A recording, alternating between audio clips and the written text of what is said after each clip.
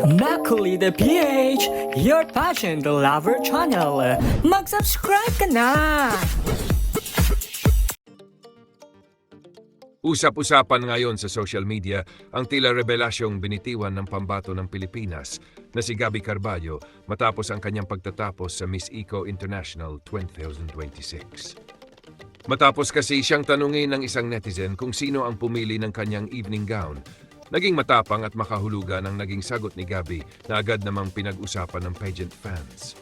Ayon kay Gabby, wala na raw saysay ang sisihan kung tungkol sa gown o performance ang pag-uusapan dahil tila may nakahanda numanong top 10 na may criteria na hindi niya alam. Dahil dito, maraming netizens ang napaisip at nagsimulang maghinala tungkol sa naging judging process ng kompetisyon. Dagdag pa niya, marami rin umano ang nakapansin sa malaking pagbabago ng kanyang aura mula noong Miss Universe Philippines hanggang sa Miss Eco International. Ani pa ni Gabby, marami pa raw siyang gustong ibahagi at sinabi niyang soon, dahilan para mas lalong mabitin at ma-curious ang mga netizens.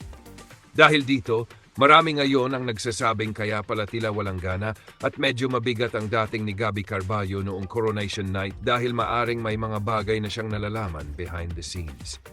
Hanggang ngayon ay patuloy pa rin ang usap-usapan online habang hinihintay ng fans ang mga susunod pang revelasyon mula kay Gabby Carballo.